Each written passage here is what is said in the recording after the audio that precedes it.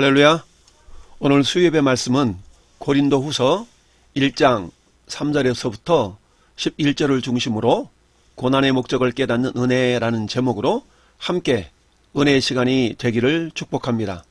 고린도 후서는 바울 사도가 주후 55년경에 에베소에서 고린도 전서를 써 보낸 후에 약 6개월 정도라고 하는 비교적 짧은 기간이 경과한 후인 주후 56년 초경에 마게도냐에서 기록하여 보낸 것으로 추정됩니다. 바울 사도는 제2차 전도 여행을 통해서 고린도 교회를 설립한 후에 주후 54년경에 1차 서신을 발송합니다. 그 서신에서 에베소, 고린도, 마게도냐, 다시 고린도, 그리고 예루살렘의 여행 계획을 밝혔습니다. 고린도후서 1장 15절 16절에 기록되어 있는데, 내가 이 확신을 가지고 너희로 2번 은혜를 얻게 하기 위하여 먼저 너희에게 이르렀다가 너희를 지나 마게도냐로 갔다가 다시 마게도냐에서 너희에게 가서 너희의 도움으로 유대로 가기를 계획하였으니 라고 말씀합니다. 그런데 바울은 1차 사도서신을 발송한 후에 고린도 교회 성도인 글로의 집 사람들로부터 고린도 교회가 당한 소식을 듣게 됩니다. 고린도전서 1장 10절 11절인데요. 형제들아, 내가 우리 주 예수 그리스도의 이름으로 너희를 권하노니 모두가 같은 말을 하고 너희 가운데 분쟁이 없이 같은 마음과 같은 뜻으로 온전히 합하라. 내 형제들아, 글로의 집 편으로 너희에 대한 말이 내게 들리니 곧 너희 가운데 분쟁이 있다는 것이라. 그 문제들은 고린도전서에 기록된 것들입니다. 그래서 바울은 고린도를 단지 지나가는 길에 들르지 않고 겨울을 그곳에서 보내며 고린도 교회 문제를 해결하기를 원했습니다. 그리하여 부득이 이미 밝힌 여행 계획을 에베소, 마게도냐, 고린도, 예루살렘의 계획으로 변경하게 되었고 그 사실을 고린도에서 밝혔습니다. 고린도전서 16장 5절에 내가 마게도냐를 지날 터이니 마게도냐를 지난 후에 너희에게 가서 혹 너희와 함께 머물며 겨울을 지낼 듯도 하니 이는 너희가 나를 내가 갈 곳으로 보내어 주게 하려 함이라. 이제는 지나는 길에 너희 보기를 원하지 아니하노니 이는 만일 주께서 허락하시면 얼마 동안 너희와 함께 머물기를 바람이라 라고 말씀합니다. 디모데가 이르거든 너희는 조심하여 그로 두려움 없이 너희 가운데서 있게 하라. 이는 그도 나와 같이 죄일에 힘쓰는 자임이라 라고 이야기하는데, 바울은 고린도 교회의 분쟁을 해결하기 위해서 고린도 전서를 기록하기 직전에 자신을 대신하여 디모데를 고린도에 파송을 합니다. 사도행전 19장 22절에 자기를 돕는 사람 중에 디모데와 에라스도 두 사람을 마게도냐로 보내고 자기는 아시아에 얼마 동안 더 있으니라 라고 이야기를 합니다. 고린도전서 4장 17절에도 이로 말미암아 내가 주 안에서 내 사랑하고 신실한 아들 디모데를 너희에게 보내었으니 그가 너희로 하여금 그리스도 예수 안에서 나의 행사 곧 내가 각처 각 교회에서 가르치는 것을 생각나게 하리라. 그런데 바울은 이처럼 변경된 여행 계획을 밝혔음에도 불구하고 갑자기 에베소에서 헤로를 통해서 곧바로 고린도를 방문하게 됩니다. 디모데를 파송한 직후 고린도전서를 기록하여 발송하였는데요. 이 서신은 육로로 행하는 디모데보다도 헤로를 통해서 직송하여 먼저 도착하였을 것입니다. 그런데 에베소로 돌아온 디모데로부터 고린도 교회의 안 좋은 소식을 전해 듣고 방문 계획을 급하게 변경하여 급하게 방문을 하게 되는데, 알 수 없는 이유로 다시 에베소로 돌아오게 됩니다. 이 방문은 사도행전에는 나타나지 않는데 본 서신에서는 그 방문 사실이 암시적으로 나타나고 있는 것을 보게 됩니다. 고린도후서 2장 1절에 내가 다시는 너희에게 근심 중에 나아가지 아니하기로 스스로 결심하였노라 라고 얘기합니다. 소위 근심의 방문으로 불리는 2차 방문 이야기를 하고 있는 것이죠.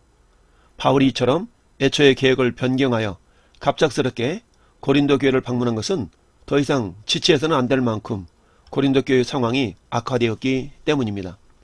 어느 사이에 고린도 교회는 팔레스타인에서 건너온 거짓 사도들이 침투하여 자신들의 지위를 확보하기 위해 바울의 사도권을 공격하며 회방하는 활동을 전개하고 있었던 것입니다. 마치 신천지 신도들이 몰래 교회에 들어와서 목사님들의 흠을 만들어서 이간질하는 것처럼 말입니다.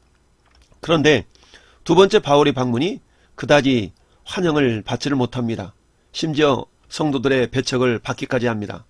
이는 바울이 예루살렘 교회를 위해서 연보를 모금한 사실을 가지고 그가 재물을 얻을 목적으로 선교 사역도 한다고 비방했던 것입니다. 결국 바울은 서둘러 에베소로 돌아올 수밖에 없었던 것이지요. 바울은 완전히 실패로 돌아간 두 번째 방문에서 돌아온 후에 신약 성경에서는 포함되지 않는 소위 눈물의 편지 혹은 준엄한 편지라고 불리는 세 번째 서신을 디도편으로 고린도 교회에 보냅니다.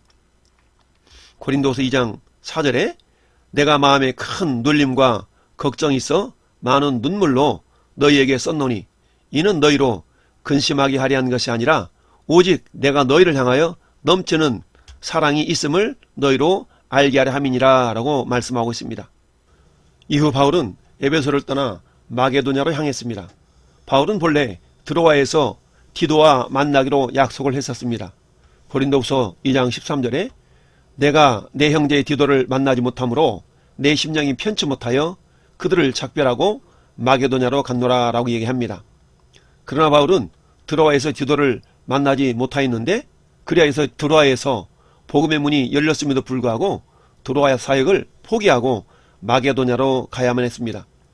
디도가 가져올 눈물의 편지의 결과를 노심초사 기다리고 있던 바울은 드디어 마게도냐에서 디도와 상봉하여 그에게서 고린도 교회와 관련한 좋은 소식을 듣게 됩니다. 바울의 눈물의 서신은 고린도 성도들에게 순종과 회개의 반응을 불러일으켰으며 다시금 바울을 향한 간절한 마음으로 불타게 만들었던 것입니다.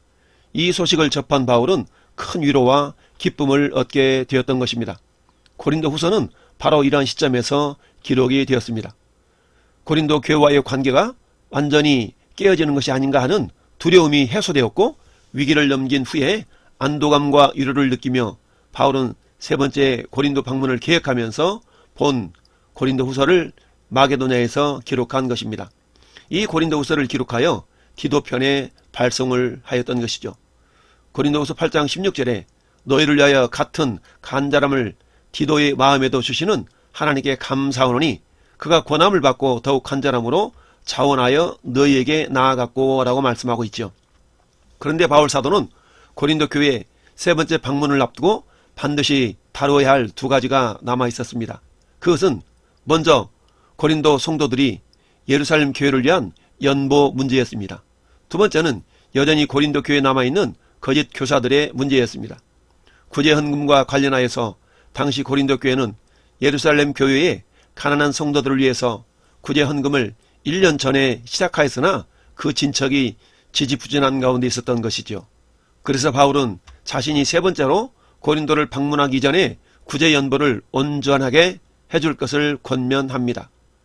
거짓 교사들의 문제와 관련해서는 보다 단호하고 강경한 조치를 취할 필요를 느꼈습니다.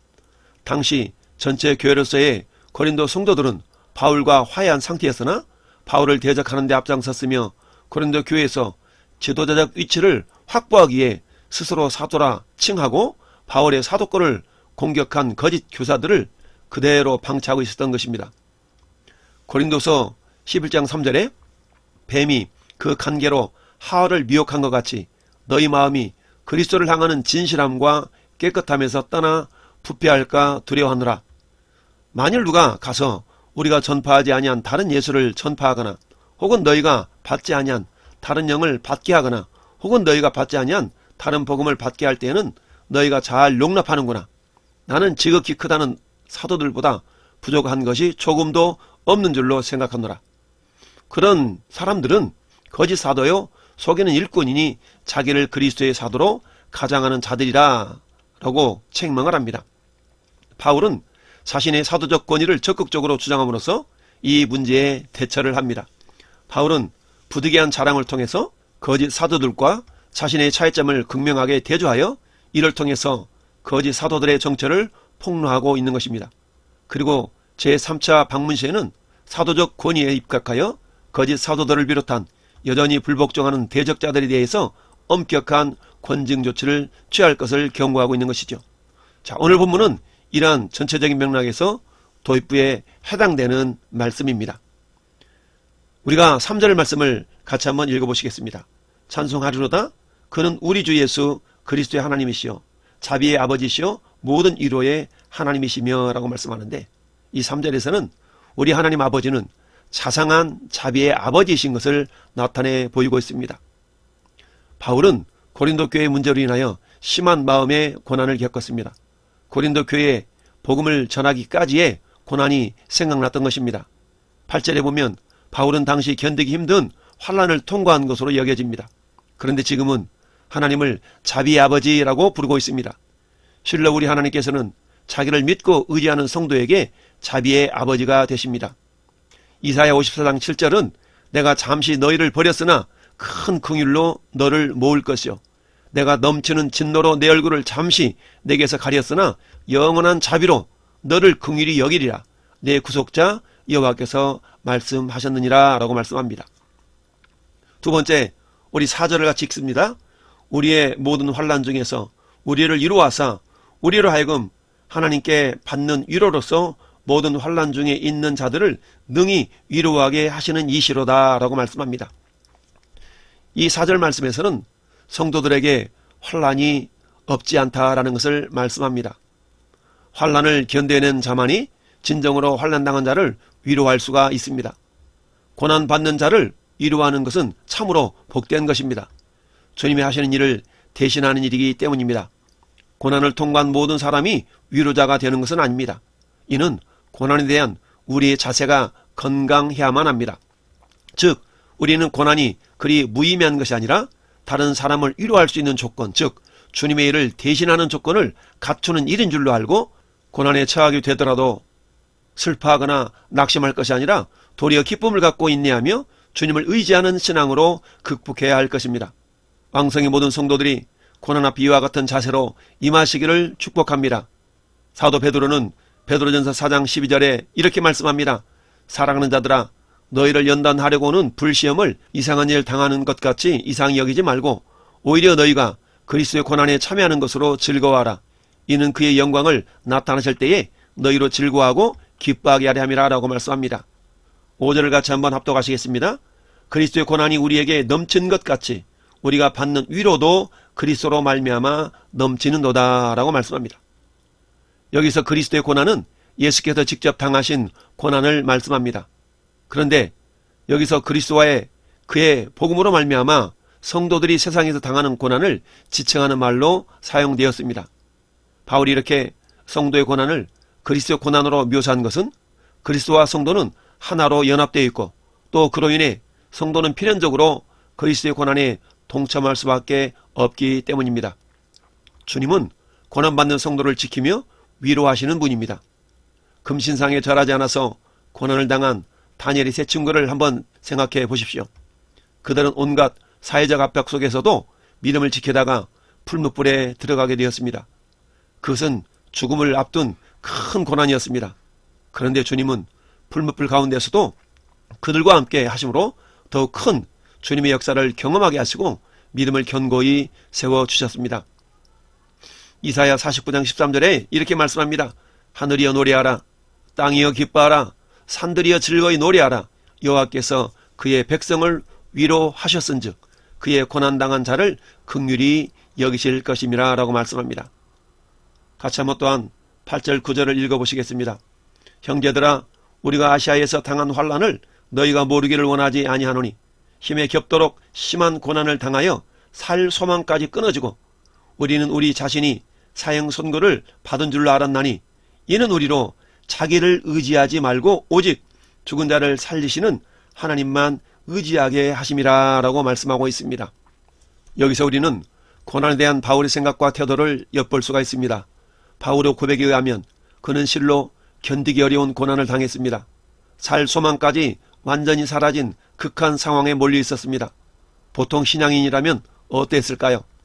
왜 나에게 이런 고난을 주느냐고 하나님을 향해 원망하지 않았겠습니까? 그러나 이러한 모습은 하나님께서 우리에게 고난을 허락한 목적이 아닙니다. 하나님께서 우리에게 고난을 주신 목적을 9절에서 자기를 의지하지 말고 오직 죽은 자를 다시 살리시는 하나님만을 의지하게 하려 하심이라 라고 말씀합니다. 그렇습니다.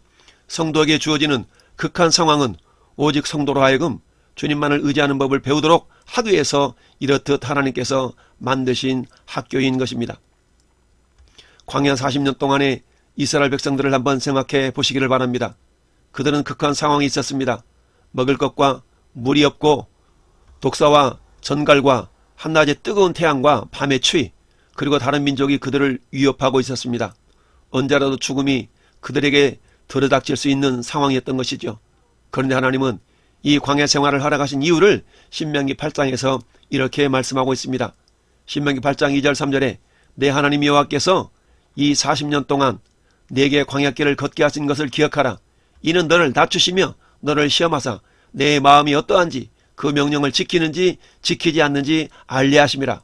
너를 낮추시며 너를 줄이게 하시며 또 너도 알지 못하며 내 조상들도 알지 못하던 만나를 내게 먹이신 것은 사람이 떡으로만 사는 것이 아니요 여호와 입에서 나오는 모든 말씀으로 사는 줄을 내가 알게 하려 하심이니라 라고 말씀합니다. 사랑하는 성도 여러분, 극한 상황에서 주님을 의지하는 법을 배울 수 있다는 것은 참으로 값진 것입니다. 고난 중에 우리는 눈물로 밤을 보내는 시간이 있을 것입니다. 그때 우리 마음속에는 다른 이가 알 수 없는 고통이 가득할 것입니다. 그러나 이것이 끝이 되어서는 안 됩니다. 고난 속에서 사람은 기도를 잘 배운다라는 어떤 이가 말했던 것처럼 우리는 고난의 시간을 그 상황을 주님을 의지하는 법을 배우는 값진 기회로 삼아야 합니다. 시편 119편 71절 말씀에 고난당한 것이 내게 유익이라 이로 말미암아 내가 주의 율례들을 배우게 되었나이다 라고 시인은 고백하고 있습니다. 또한 에베소 3장 13절은 그러므로 너희에게 구하노니 너희를 위한 나 여러 환난에 대하여 낙심하지 말아라. 이는 너희의 영광이니라 라고 바울사도는 고백하고 있습니다. 다음 우리가 10절 말씀을 같이 한번 합독하시겠습니다. 그가 이같이 큰 사망에서 우리를 건지셨고 또 건지실 것이며 이후에도 건지시리니 그에게 바라노라 라고 고백하고 있습니다. 인간적으로 볼 때 살 소망까지 끊어진 상황에서 자신을 포기하고 하나님을 의지하는 사람의 고백입니다. 상황은 최악이었지만 그 예술에는 최상의 고백이 열매 맺고 있습니다. 어떻게 이 아름다운 열매를 맺게 된 것일까요? 그것은 하나님께서 죽은 자를 다시 살리실 것이라는 믿음 때문입니다. 그렇습니다. 부활에 대한 믿음은 고난으로 완전히 좌절한 사람에게까지도 일으켜 세우는 힘의 원천이 됩니다. 여러분, 고난 중에 가장 큰 고난은 무엇입니까? 죽음일 것입니다. 아무리 세상에서 용맹을 떨쳤던 사람도 죽음을 앞두고 그 죽음에 대해서 두려워하게 되어 있습니다. 죽음 자체는 공포입니다. 특히 부당하게 죽음을 맞이한다면 공포와 억울함이 함께 휩싸여 자신을 더욱더 고통스럽게 할 것입니다. 기독교 역사를 보면 오직 그리스도를 믿는다는 사실 하나 때문에 억울하게 죽어야만 했던 성도들이 많이 있습니다. 성도 여러분, 그들이 어떻게 죽음을 맞이했습니까? 기독교사에서 첫 순교자로 기록된 스데반 집사를 보십시오. 그가 죽음을 두려워했습니까? 아닙니다. 성난 군중이 돌로 그의 머리와 몸을 심하게 가격하여 온몸이 피투성이가 되어도 두려워하지 않았습니다. 그는 오히려 무릎을 꿇고 크게 불러 주여 이 죄를 저들에게 돌리지 마옵소서라고 기도하였습니다. 그는 하나님 보좌 우편에 서 계신 주님을 바라보며 죽음을 당당하게 받아들였던 것입니다. 또 기독교 초기 로마 황제의 박해 속에서 죽음을 맞이한 폴리캅 주교는 어떠했습니까? 거짓말이라도 좋으니 예수를 안 믿겠다라고 한마디만 한다면 풀어주겠다는 재판관의 말에 폴리캅은 죽음이 두려워서 재판관의 지시대로 따른 것이 아니었습니다. 그는 아니요, 주님께서 내 평생에 한 번도 나를 모른다고 하신 적이 없는데 내가 어떻게 단 한마디로 거짓으로라도 그분을 부인할 수 있겠소라고 하며 당당히 죽음을 택했습니다. 그는 이 일로 인하여서 화형을 당하였지만 한마디의 신음소리도 내뱉지 않았던 것입니다. 이들에게는 바로 부활신앙이 있었기 때문입니다. 그들은 잠자는 자의 첫 열매가 되신 주님께서 죽은 자들을 다시 살리시겠다고 약속하신 것을 믿었기 때문에 죽음이라는 인생 최대의 고난 앞에서도 당당할 수가 있었던 것입니다. 시편 71편 20절은 이렇게 말씀합니다. 우리에게 여러가지 심한 고난을 보이신 주께서 우리를 다시 살리시며 땅 깊은 곳에서 다시 이끌어 올리시리로다 라고 다윗도 부활신앙으로 고난을 이겨냈던 것입니다. 요한복음 6장 40절은 예수님이 이렇게 말씀하십니다. 내 아버지의 뜻은 아들을 보고 믿는 자마다 영생을 얻는 이것이니 마지막 날에 내가 다시 이를 살리리라 하시니라. 결론입니다. 이처럼 바울이 여러가지 혼란을 부활신앙으로 이겨낼 수 있었지만 이 신앙을 유지할 수 있는 능력은 성도의 중보 기도가 뒷받침이 되었기 때문입니다. 오늘 11절 말씀에 너희도 우리를 위하여 간구함으로 도우라. 이는 우리가 많은 사람의 기도로 얻은 은사로 말미암아 많은 사람이 우리를 위하여 감사하게 하려 함이라 라고 이야기합니다. 바울 사도가 당하는 환난은 결국 하나님의 나라를 위한 신앙이었기 때문입니다. 또한 이를 위하여 바울은 중보기도를 요청하고 있는 것입니다. 바울의 사역이 마침내 열매를 맺을 수 있었던 것은 바울 홀로 이뤄낸 업적이 아닙니다. 수많은 동역자들의 헌신이 있었기 때문에 가능한 일이었습니다. 이런 사실을 바울도 잘 알고 있었기 때문에 중보기도를 요청하고 있는 것입니다. 사랑하는 왕성의 성도 여러분, 하나님은 오늘도 우리 교회를 통해서 하나님의 나라를 확장해 나아가기를 원하십니다. 사단의 방해는 우리가 이해하지 못하는 모습으로 나타나기도 합니다. 이를 이겨내기 위해서는 물론 죽어도 다시 사는 부활신앙이 절대적이라 할 수 있습니다.